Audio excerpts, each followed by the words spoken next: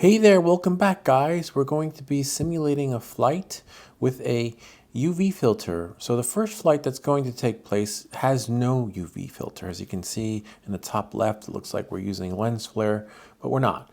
So we're going to experiment and see what happens with a UV filter. So even if you don't want to use ND filters, a UV filter works great because it actually protects the lens itself, especially with a drone like the Avata, where you could be, taking off at the beach or sand or near dirt or on the ground. Anything that kicks up because the propellers are really strong can hit the lens. So, something simple and basic could be the UV filter. And if you crash your drone, the UV filter will crack and break, but protecting the initial lens. I'm just looking here. See, look at that. Looks nice. Everything looks good. I don't think there'll be much of a difference with the UV filter because it's like sort of leaves things natural, and it doesn't really create that lens flare effect. It just leaves things more organic. And this is without the filter, remember. So we're going to test it out and see how it looks without a UV filter.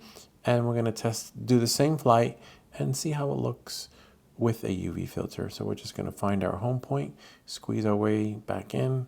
It's really tricky flying in between the trees. I saw a little pocket over there I might try one day.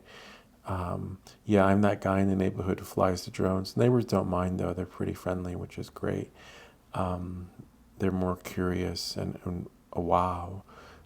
But here we go. We're gonna bring it back in a little bit. As you can see, you can still see the bumpers, which work with propeller bumpers, which work really well. I mean, you're only going to see the propeller bumpers when you're at a particular angle. But once the drone, it's at its original. Oh, there's a cop. Nah, they're familiar with what I do in my free time. All right, so yeah, as you can see, nothing. You can't see the bumper guards anymore.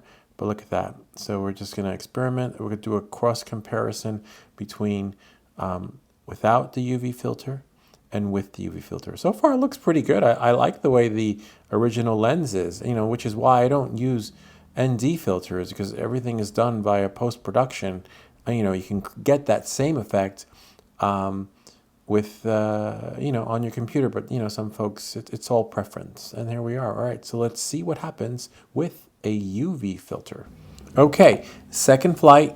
We're going to be using a UV filter. We're going to wait for the drone to do whatever it needs to do so it can give us the prompts to take off. But already I can see things look a little bit crisper and clearer.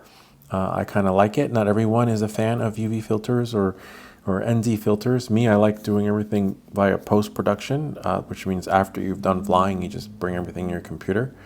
And so let's see, I can see things look a little bit greener. The sky, I could see some blues a little bit, a tad, just a little, but things are more prominent, the cloud lines. And look at the sun. Before you couldn't see it because it created somewhat of a lens flare effect, right? But now you can actually see the sphere. So the UV filter works great. It gives you a little bit of a lens flare effect, but you can still see that it's the sun. This is great. The colors come out a little bit more. And remember, this is at 1080.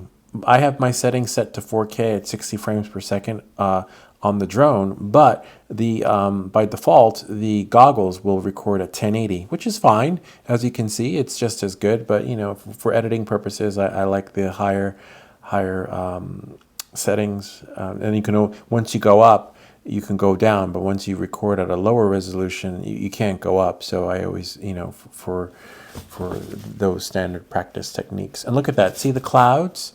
There was a little bit of a darkness and lightness thing happening, but looks pretty good. There's our home point. Things look a little bit more luscious. As you can see, it wasn't just in the yard I was in. The greens look greener. The blues look bluer. Like you see the sky. And the sky is a little bit hazy today, but it did bring out that blue.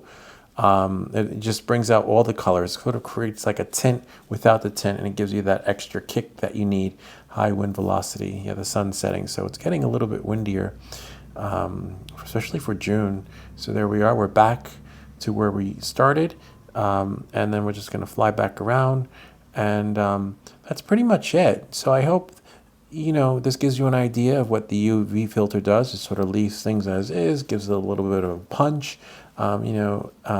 without having to do things in post-production, or you can if you want, but it just protects the lens, which is what you want. Protect the lens without swapping out different filters all the time.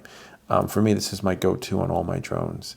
Anyway, I hope this video helped you, and you can decide what you want to do when it comes to applying any lens, UV or ND filters. And if you have any questions or comments, feel free to leave them down below, or ideas for other videos. And remember to subscribe, and I'll see you all next time.